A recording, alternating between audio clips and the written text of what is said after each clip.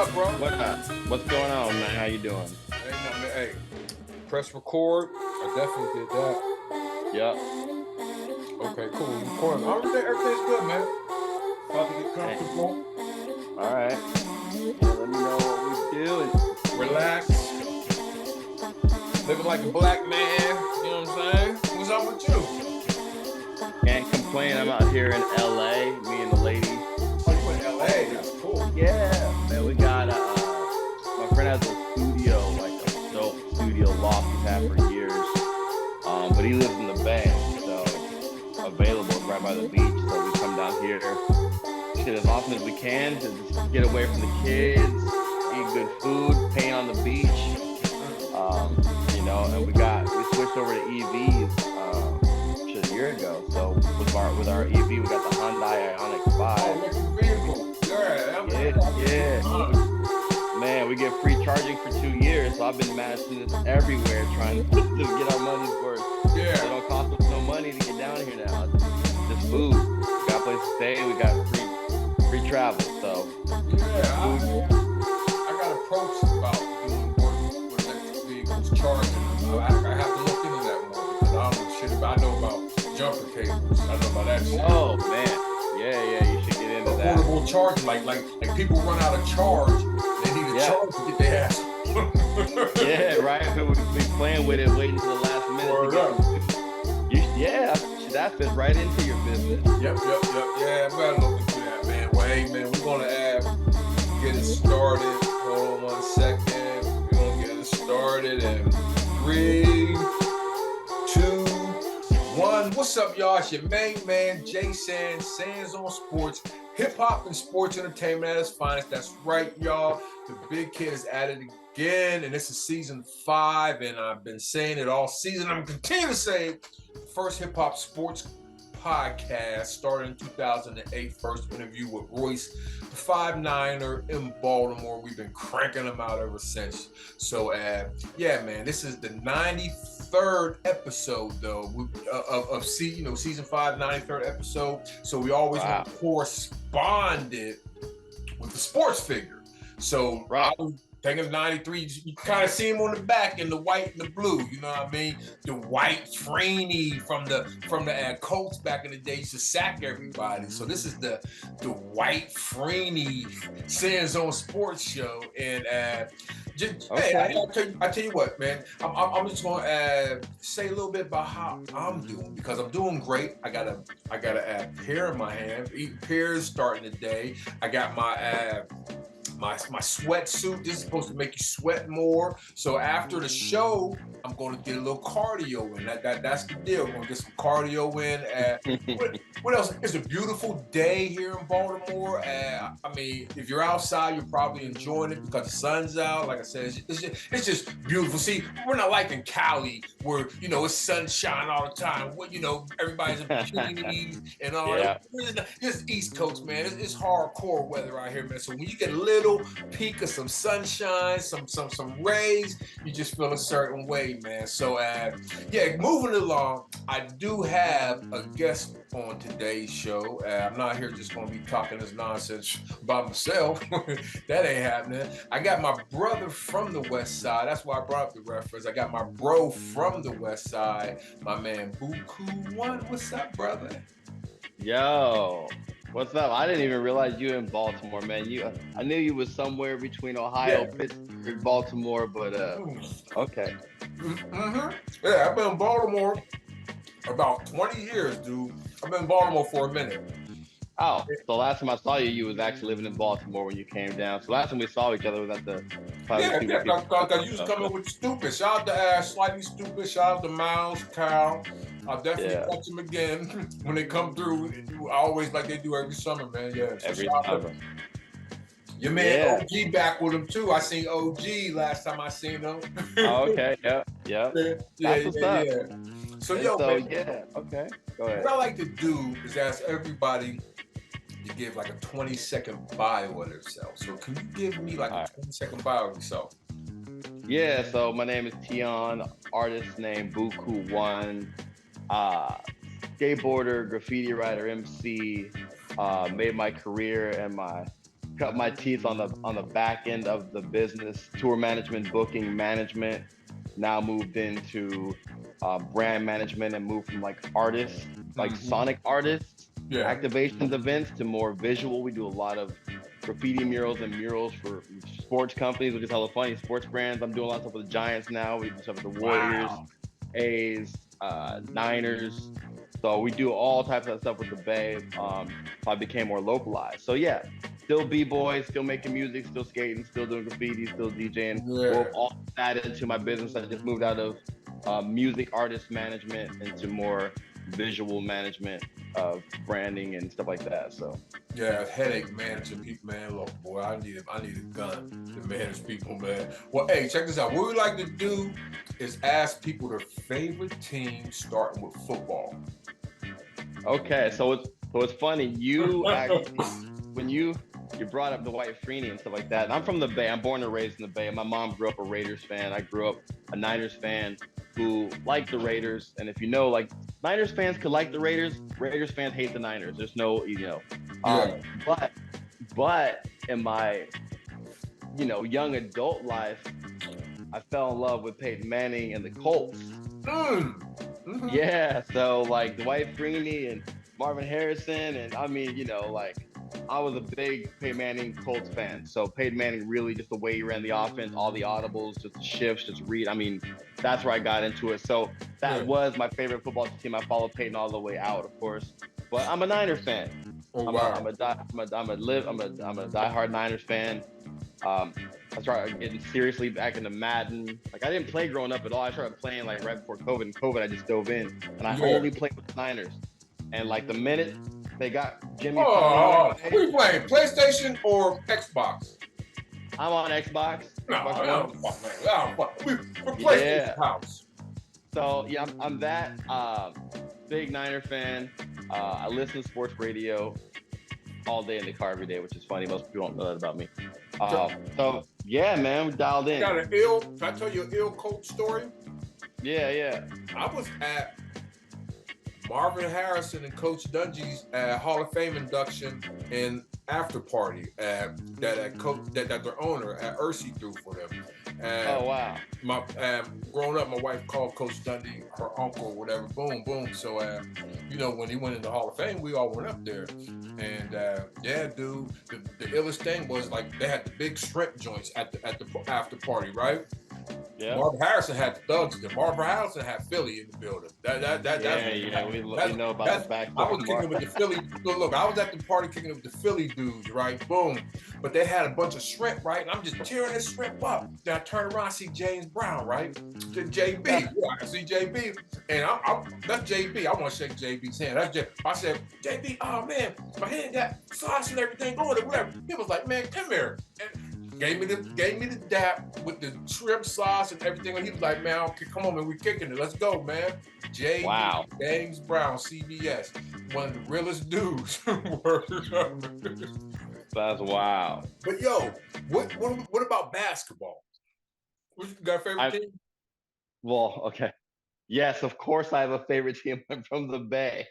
Okay. But before I get there, also really weird thing, I had never been to Indianapolis, none of that. So I'm a big Reggie Miller fan. So I was a big Pacer fan through all the Reggie Miller, all the iterations of Rick Smiths to all the Davises, and like I have a song called "It's Time" that I wrote for the NBA 2K5, and there's like quotes about Anthony Davis and all whatever. So big Reggie Miller fan, but growing up in the Bay, you're a Warriors fan. So we went through all the lean years because I wasn't a fan in '75. I was born in '76. We hadn't won nothing until We Believe when we won one series. So I've been through all of that, and then this insane dynastic run, which we're seeing the arc of it now. Like, man, so I've Warriors fan for forever. Yeah. Sleepy Floyd days. Hey, you be out there messing with Cap D too. I know you do. Yeah, man. I had Cap. So I have a podcast called Art to Empire, which is interviewing different folks, entrepreneurs who have woven their art and their creative side into their business, and we share the tips on how to do that. So that way, we can kind of learn from each other and not be keeping it so tucked away. Yeah. So I did that first one during COVID, like just like this, and I had Cap D on it, and of course we've overlapped because of the Warrior stuff we've done. When I was managing Bahamadia for a minute, 2018, we had Cap come over to the house so him and Bahamadia could build. Yeah. But it was funny because like she was like, when I had her out there, she's like, yo, there's this guy, Cap D, he's hitting me in my DM saying, yo, when you come to the Bay, I want to link up with you. You know who he is? And I was like, Cap D, like Natural Elements? So I Googled him, I'm like, oh shit, I had no idea he was like one of the senior capologists for the Warriors. Like I didn't know this backstory. I was like, yes, please hit him back. So like, so yeah, man. Yeah, when we did the song, I don't know, I can't think of the name of the song. Renaissance. We did the song Renaissance with them. That's when he was kind of like getting into the legal stuff. I remember that. And then he would send beats, and then the beats kind of like just chill for a minute because he was getting to that loud. You know what I mean? Right. Yeah, it was getting serious. Real. So yeah, shout out to. What about baseball? You got a favorite baseball squad? So I would say just being an overall sports fan, I hadn't really I'm not a huge baseball fan, but being in the Bay, growing up in Oakland, in Berkeley, the A's were our team. Yeah. I didn't really mess with the Giants, but then they rarely overlap. They had the one overlap World Series during the earthquake, but after that, it was like you can kind of like root for the Bay team. So if the Giants were in the playoffs on those runs when the World Series every other year, you kind of got caught up in that. Yeah. But I was riding with the A's up until, and we started doing a lot of stuff for the A's about 3 or 4 years ago. I was DJing for them. We did a lot of mural stuff for them. Yeah. Then they were really at that point, they were doubling down. Like, we're rooted in Oakland. We're da-da-da-da-da. Yeah. And then like 2 years later, they brought in some new exec and they were like, yeah, dead all that. And so they let go of my man who has been there for 18 years, who was one of the head guys in marketing, who was finally doing all the stuff he wanted to do for the Bay. And then he ended up at the Giants. And then the A's stopped booking me for DJ gigs, and my boy brought me in 3 years ago to the Giants. And so I got traded. I feel like I got traded. I put on my black and orange. So I've been rocking with the Giants for the last 3 years since the Brazilian era. That 1 year they won 107 games. We did a lot of graffiti murals in the city for them. We got graffiti murals in the stadium. And so this year, just starting the year, I actually met Gabe Kapler. He hit me up, the manager, and brought me into the clubhouse. Like, yo, like, what do you think we can do in here? So me and my boys rocked a dope graffiti mural and burners in the clubhouse. Hell yeah, that's rock. Just like a month ago. So we staying busy with the Giants right now, but it's slim pickings for baseball out here. Yeah. Whether it's Oakland or the Giants, man, they ain't really trying to find their way. This is gonna be fun, man. Check it out. Let's go through some ill baseball players that played in the Bay. So that means the Giants and the Oakland A's. You got Reggie Jackson. You got Ricky Henderson. Ricky Henderson, of course. And Barry Bonds. Yeah, of course. Did Willie Mays play out there, or was he just in Brooklyn? Okay. No, Willie Mays moved out here with them and blew it up here for the Giants. Jason Giambi, shit. Yeah, don't forget Canseco, McGuire. Yeah, has some help. So you got all. And the later Giants. Pablo Willie McCovey play out there. Yep, Willie McCovey. We got a McCovey Cove at the Giant Stadium. McCovey Cove. That's where all the balls go in the water. It's called the McCovey Cove when they hit the home runs over the park. Yeah. And they hit the water. McCovey Cove, where all the people in the boats waiting for like. Bobby Bonds played out there. Bobby Bonds played out there, right? I don't think Bobby did. I think Bobby, no. But yeah. So like we had a lot of some really good early Black American baseball players. Hell yeah. Between Oakland and San Francisco. Like Pittsburgh, a small city, but a great, not a small city, but I'm just saying, not New York, not LA. Yeah, not a major metro. Yeah. But it has a great baseball history. Oakland, it's in the Bay as a whole, man, y'all got some diamonds out there in baseball. Well, check this out. Let's keep it moving, brother. What sports did you play growing up out there? So I grew up playing basketball and football. Those are the sports I played, and so I was like, the kid that played all those all the time. We were playing tackle football at the park or two-hand touch or whatever, and then, pick up game basketball and all that. So, all through high school, like, let's say, like, for example, ninth grade, 10th grade, I'd be out there every morning playing basketball, recess playing basketball, all of that. And I was about, at that time, I was probably about 5'11", almost 6 feet at the time. But here's the rub. So I started skateboarding when I was 11. Gotcha. That's smart. So by the time I was in high school, I was sponsored already. Yeah. So it really shifted my focus. But in ninth grade, I was still playing enough basketball and football to be like, I want to play one of these. And so I pulled my growing skateboarding the summer before, and I should have played basketball because basketball practice doesn't start until actually school starts, whereas football, I didn't realize, starts the summer before. Mm-hmm. So I came in trying out for football like, early school year. Yeah. And by that time, the team was pretty much made, and I was just based on the practice squad. So I never got to play a team sport in game in a uniform ever in my life. Yeah. But it was great rehab for my growing. Yeah. I went back to skateboarding, I tell you what, a lot of dudes on sayings on sports, they only got war stories from the streets. They didn't play organized ball. They just got when this building played against that building, and right. shot, and they won the trophy. Yeah. So no doubt. But check this out. This is something that we like to do in the first quarter is back when I played. So you can go either your professional skateboarding, or you could go to back when you were just getting it in with the fellas and some sports. But can you give us a story of back when you played? Wow. Okay. So back when I would play basketball, at school and whatever, like I said, I'm not a fighter. I never really got in fights. Okay. But I would almost get in fights because I played hellish defense, played Ben Wallace type defense. Like I wasn't the most agile in the sense of like I could shoot, and I was decently tall at that time compared to most of the kids back then. But I didn't have a left-hand dribble. I couldn't, I was the defender. I was in the paint defending. And so these cats would come with their fly-ass new shoes and shit, and then they come play basketball at recess. Yeah. Or at lunch, and they get stomped on, and they be wanting to fight. I'd be like, dude, you shouldn't be wearing those shoes. Like, like you're playing basketball. Like you're coming into the paint. I play defense. Who's gonna get scuffed? Yeah, I got you. Yeah, I'm Ben Wallace. Like even when we did the stuff with NBA 2K5, and we built this hieroglyphics team, and they asked me to like, what players would Dell like on his team, and Dell's like, I don't play it, and I'm not in the NBA. Bukue, man, you build it. So I had, Bukue was a character and Dell was a character. They said, what do you want your character to be mimicked after? And I said, Ben Wallace. That was kind of the energy, just a defensive brute. You know what I'm saying? Just make you feel something if you came into the paint to make you think twice. Mm-hmm.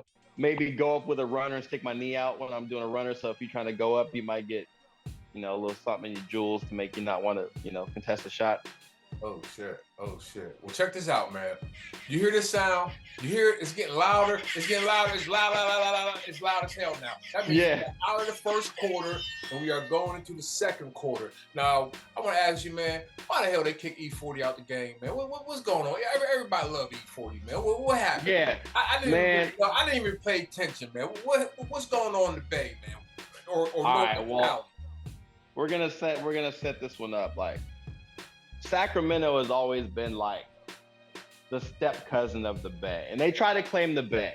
Wow. And we don't say hella hard, you're not the Bay. We kind of like, nah, like it's Northern Cali's extended Bay Area, right? And there's never been a conflict between the Warriors and the Kings because we've never been good at the same time.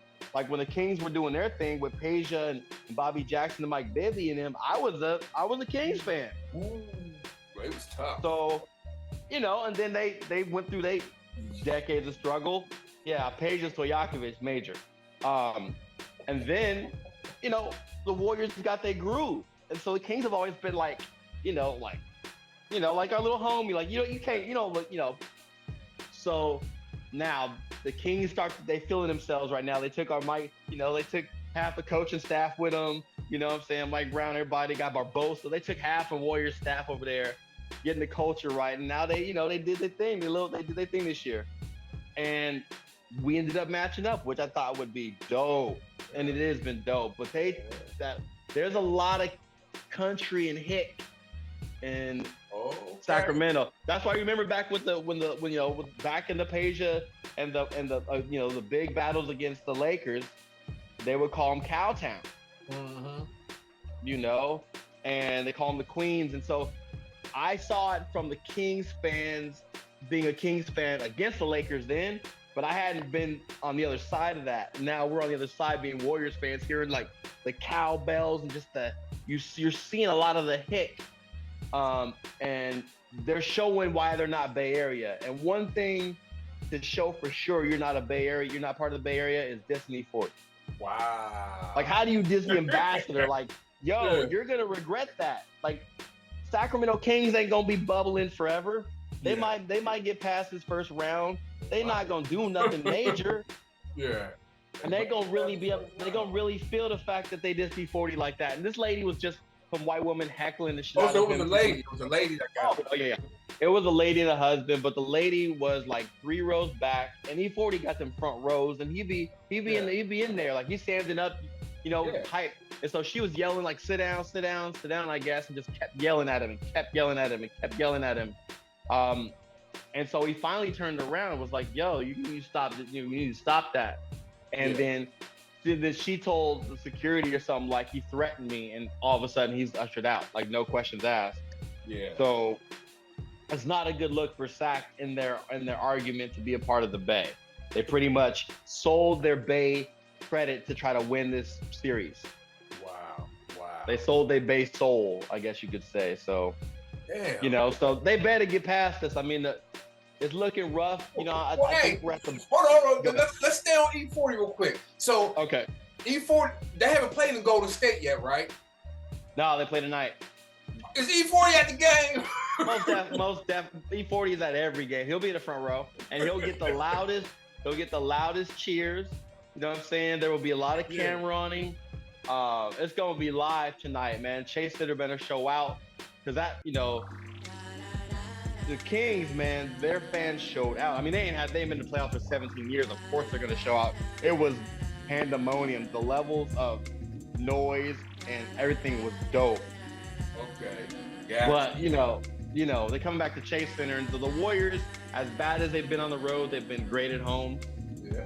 They have the best record, one of the best records at home, one of the worst records on the road, which is the weirdest. Yeah. Man, we going through a weird phase in this trend. The bell curve of this dynastic run, man. I don't know. We won one last year, and technically we should have won that last year. In most of our minds, we were kind of ready to be like, okay, we're gonna move forward. We're gonna get Wiseman up. We're gonna get Kuminga up, and we're kind of like transitioning. And all of a sudden, it's like, oh shit, we won.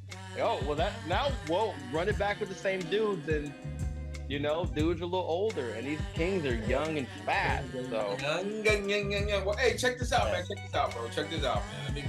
The phone always fucking locking, man. But you hear the sound, man. That means we are going out of the second quarter, and we are going into halftime. And we're gonna keep the NBA talk going, because again, you're giving great analysis on that series, man. But like I'm saying, those Kings, like Fox, them boys look young, man. Young, and I just think, young boys are taking over this. You know what I mean? Hey, so last night I was watching a few games, bro. And today, though, just some of the games in the series, man, 76ers and Nets, I got the Sixers winning that series. Why? Of course. Okay, got you. Yeah. And the Kings I say Sixers and six. Hey, Kings and Warriors, it might be I think it might be a sweep. Man, I'm gonna keep it real. If we don't win tonight, Kings in 5. It's not gonna be a sweep. It's gonna be a sweep. We're gonna win. Our bench is gonna play good one of these nights. We're not gonna turn over the ball 700 times every night. So. Suns and Clippers, right? Know what I learned from the last game? What? Not double Kevin Garnett. I mean, not Kevin Garnett. Kevin Durant. You cannot double, because Booker will kill you. Booker will. Yeah. No, I just think with that series, Clippers just gotta pound them and gotta make Kevin Durant and Booker and Chris Paul work on defense. Yeah. You gotta just wear him out. You know Chris Paul gonna wear. He gonna pull a hammy or a wrist. Yeah, he Nice, can't though. hold up if he got a guard. Yeah, he's nice on offense. You Yeah, got to wow. guard them. Yeah. Yeah, I mean that's the thing is like Phoenix is all offense right now. Like they gotta if they're like the Kings, if you're playing offensive like track meet, they gonna burn you. You know, if you're trying to, they'll get you 140 to 132. Like it's nothing for them to score. But when you making them chase people and you making them go through screens and you're making Chris Paul have to like, chase to what Tyrese Maxey or no Bones Highlands over there now. Like them young. Yeah, Leonard's nice too, man. Hey man, he's so good. Leonard's so good. Oh, yeah. Leonard is unbelievable. And just the fact that people were like, I tried to talk shit to him and he just gives me a look like he's you so, can't. He's so good. He doesn't get rattled. Like his face looks the same whether he wins the championship or lost.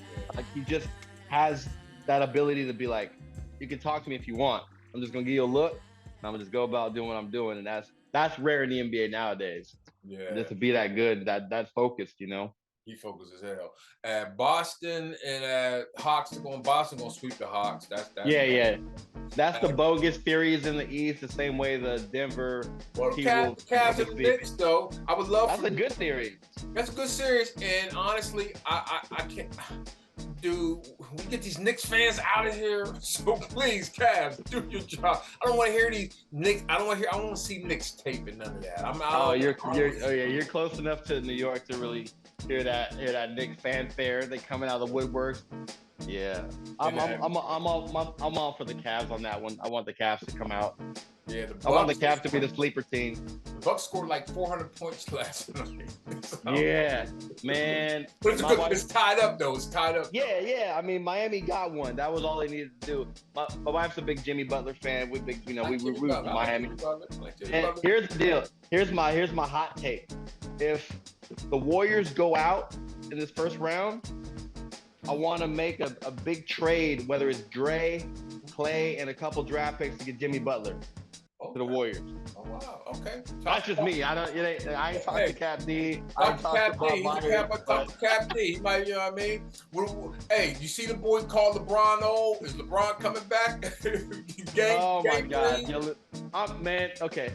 I never root for the Lakers. I never, ever root for the Lakers. I'm rooting for the Lakers right now. This is the one time I'm rooting for the Lakers because I want them to whoop that trick. Yeah. As Memphis would say, just beat them young, man. They act like they won already. They act like they're the anointed, and they ain't won yet. Yeah, they ain't won yet. Dylan Brooks talks too much. Hey, but look, the MVP might win it. Your man, the Joker, they look like they're gonna sweep. Check it out.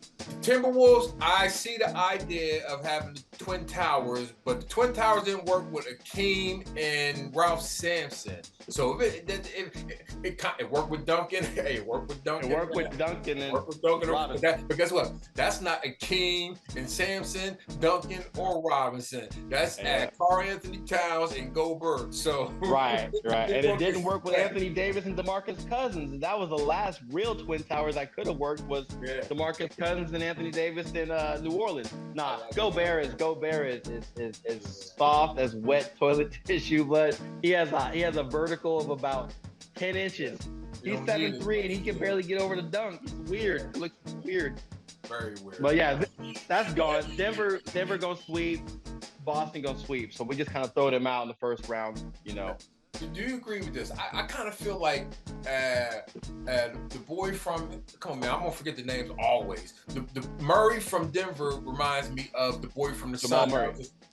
Who's the boy from the Sun? Devin Booker. Booker and Murray kind of remind me of the same type of player, man. Hey man, them light-skinned dudes, man. When they get them and they get them light-skinned dudes in their prime, boy, they could light you up. That's a great division. Ooh. Man, we had some of the best light-skinned dudes in the game. Our light-skinned dudes get a little older, but Curry's still gonna be around. That's it. Hey, I don't know. Some light-skinned dudes jump the fuck out the gym, like, ooh. Oh yeah, the boy from Chicago. The boy from Chicago. Yeah, he's crazy. Oh, Zach LaVine. Zach LaVine, yeah. Well, yo, we're out of halftime. We're about to go into the third quarter, and we're going to start the third quarter. And I want to ask you, I mean, there are statutes of limitations, my brother, so you can be honest with me. You ever stole paint out of you ever stole paint from it? Have I ever stole paint? Yeah, Of paint course. cans. Of course. Okay, no. Of course. All right, cool. All right, this ain't Vlad TV, man. We ain't trying. Yeah. No, I mean, there's no. Yeah, we're Hey, in the look, clear. check it out. If Yeah, I no, asked DJ if you ever stole vinyl, and DJ said, "No, I never stole vinyl," I'm like, you might not be DJ. Yeah. At least like flip the really expensive record into a really cheap record sleeve. But yeah, nah, we like okay. Growing up, we used to have Home Depot is obviously a big spot. You busted. So what we used to do, I'm gonna give you the joke because we don't do it no more. But Home Depot, they used to have the paint section kind of in the back. So you go get the paint and you get a box. And you put all your paint in the box and you tape up the box and you put it by the back, the very back where they load in and load out lumber. Right about closing time, they're understaffed. And one of the Home Depots in Richmond would actually have the back led out to a trail which led to like a creek. So we'd go back there like, right before closing time. And you just walk through the back door and no one's there. You just pick up the box and you walk out. So that was back in the day. And then we started doing things where you would steal some weird expensive like shower head plumbing adapter. Yeah. That was like $60. And then you go to another Home Depot and be like, yo, my uncle told me to return this, not the right thing. Well, do you have the receipt? No. Okay, we can only give you store credit. We get store credit and get paint. Get some motherfucking paint. God, yo, we used to I used to have a tape collection. A lot of tapes I had to steal. And what we had to do, me and my man going to the radio in college, and my man going to the record store, he talking to the owner, I'm on counter, getting that new Mobb Deep or whatever the hell I was just yanking tape. For the love of hip hop. Yeah, man. Well, hey, check this out, man. USA graffiti versus Euro graffiti. Because I've seen some great pieces riding trains over in Europe. I've seen a lot of pieces over there. I mean, are you asking for what? Yeah. If we got an MMA fight versus the graffiti artists in America versus the graffiti artists in Europe, who's got the biggest payout from Dana White? Man, I think they both will continue to get paid out for decades because they'll just keep running it back. So it'll be so. I mean, it's competitive. There's amazing art. I would say this, and I'll start here. Obviously, hip hop started in the Bronx and innovated most of all of the foundation of all the stuff, the styles and stuff like that. But what has happened, and you've probably seen it, is a lot of times the original school New York dudes kind of got complacent because they were so caught up and they were the OGs that these cats in Europe took it from where they were and studied and analyzed every video, every style, all of that. It took it so far forward that by the time the DJs came out to Germany or the B-boys came out to Italy or the writers came out, like these dudes in Europe were like light years beyond them and were like, well, I thought you would be further on. But New York was like, yo, they clicked save. And so like it happened a lot. Like I would talk to a lot of like turntablists when I was in Germany. And they'd be like, yo, so-and-so from New York, I grew up listening and watching every DMC video and I studied every trick and, just studied when he finally came out 10 years later, he was doing the same things he was doing then. And I was wondering like, why does he not love hip hop? It was on that type of thing. But writers, once writing expanded really heavily beyond just New York, the evolution, like West Coast, we did a lot of stuff with it. And then, so it spread. And then once it came on the internet, it got homogenized where you could have a kid in Kazakhstan looking like he's from Philly with a hand style because he studied Philly graffiti. So I think art is so arbitrary and the skill level is maxed out with graph. Like there's insane writers from the Bay and Germany and Holland. Some of my favorite writers are from Germany, Switzerland, Spain. But I'm about the letters. I'm about graffiti artists where the primary focus of your work is letters. So I'm amazed by the hyper realism that people can do with spray cans, but I'm about letters. So you show me some dope letters, I'm gonna be more into that than I'm gonna be into the hyper realism stuff. Like I'm amazed by it, but it's not as much graffiti as it is just like aerosol art type shit. I can dig it. Well, check this out, man.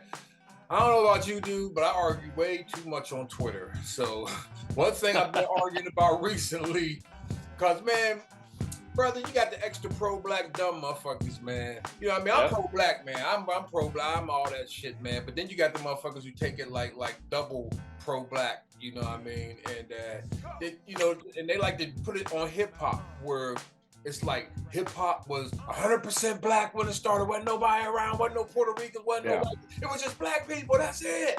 And wild, flagrant. So, exactly. I'm like, wait, man. Crazy Lake wasn't back around then alive. He was born in 1984 and then just started living. Fuck out. So anyway, can you tell me some non-black early graffiti artists that pioneered this? Just so I can just have this on record, man. Maybe 2 or 3, man. Non-black, you know what I mean, graffiti artists. Yeah. Well, let's go with Scene. Yeah. For one, like Scene. If you watch Style Wars, one of the most prominent artists that was up everywhere with the burners, it was Scene. Yeah. He's as white as they can be. He's white.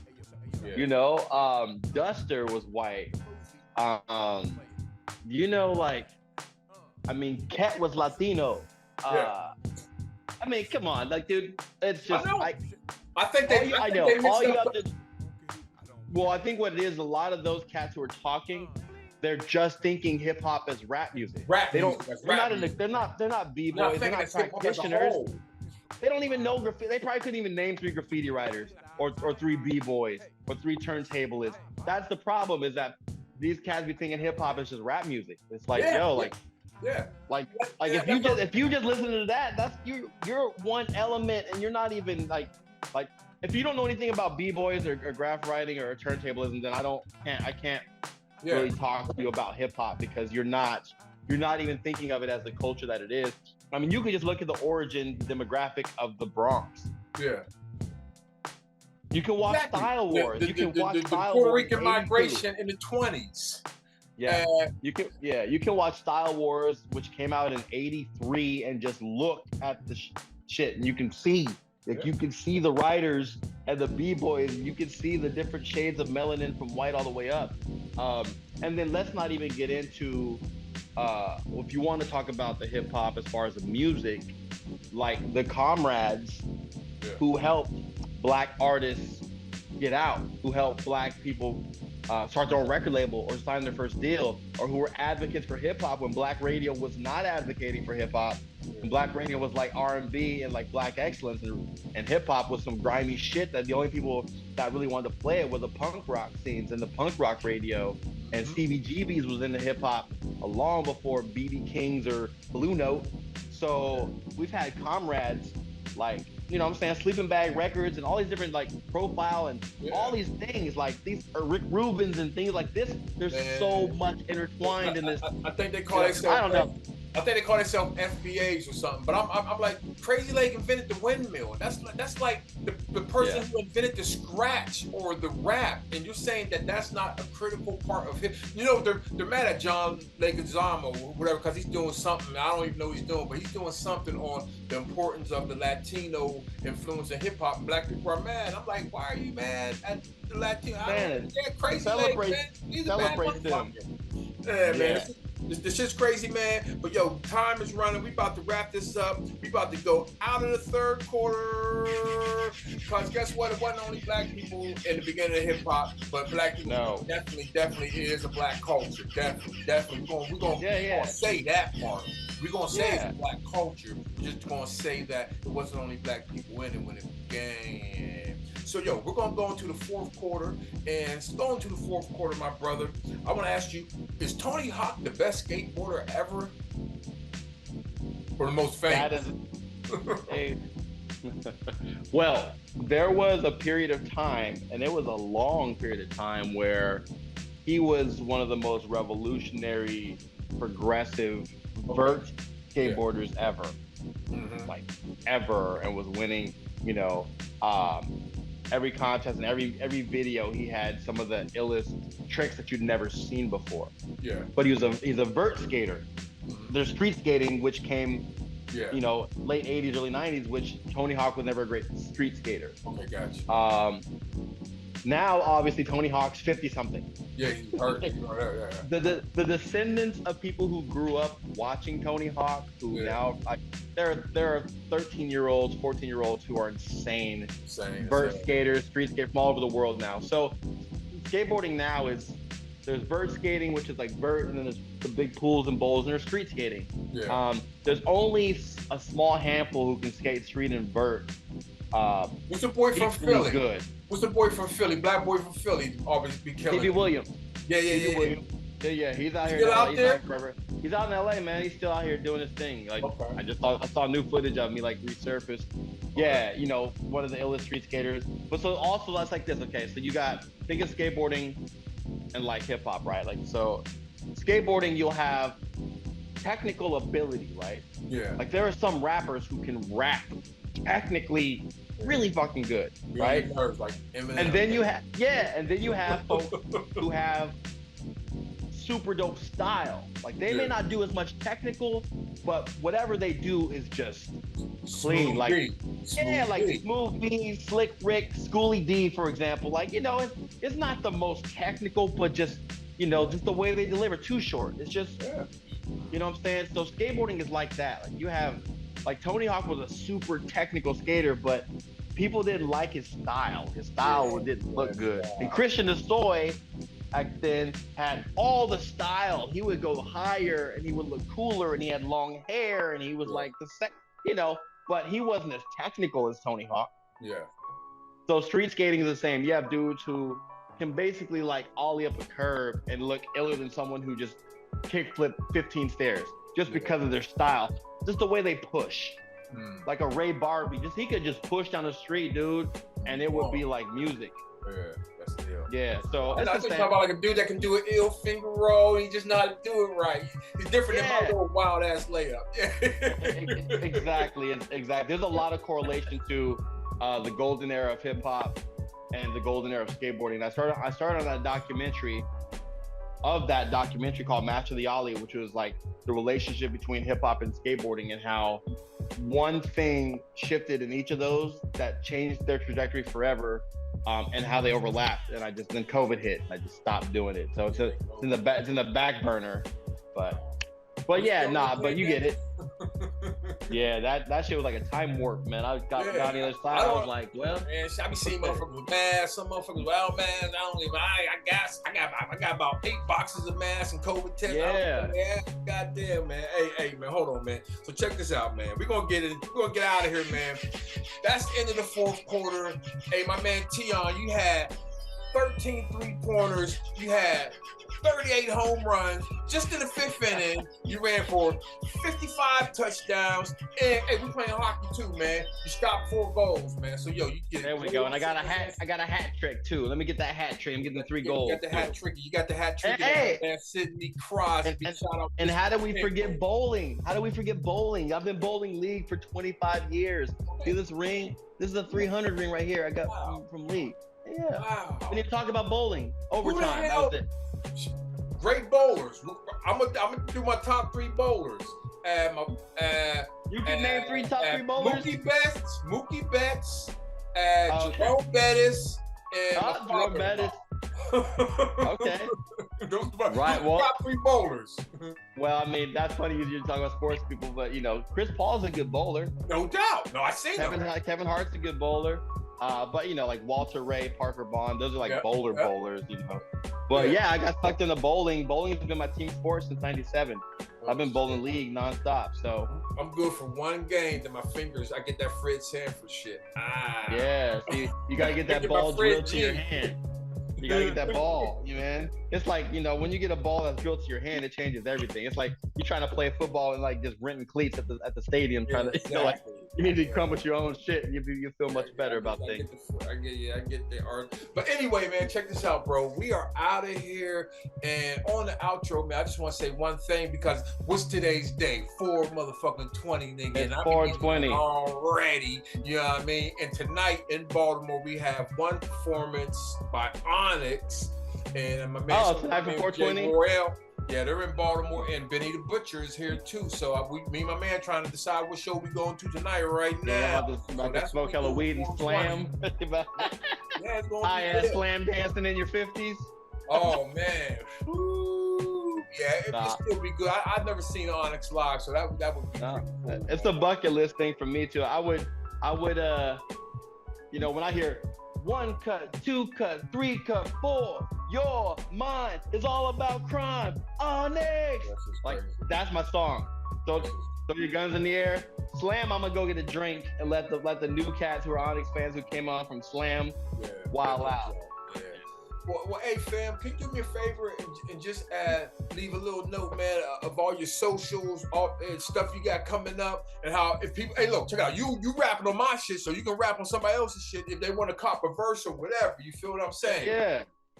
Yeah. So just Bukue1, man, at BUKUEONE. That's the hub for all my graffiti and my music, the different things we're doing with the Giants, whether it's DJing or murals or whatever the stuff. Just at Bukue1, Instagram, YouTube, Bukue One Step Beyond, or just look up Bukue. But yeah, find me, man. Hit me up. We can talk about all this stuff. This is cool. It's the very first sports hip hop podcast I've been on. And dude, so I'm Bob I get to use some of this knowledge.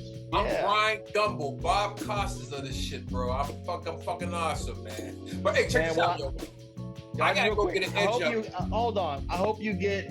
When you get Jalen Rose on the show, someone I've been trying to hit up Ryan Clark. Ryan Clark's one of my frat brothers up in that Ryan Clark. But yeah, I'll start hitting up. I'll start jumping in Jalen Rose's DM. I don't give a fuck. Yeah, that's what I'm saying. Check this out, man. I gotta go get an edge up in like 15 minutes. So I'm Jay Sands. That's Bukue1. This is Sands on Sports, and we're out here, y'all. Peace.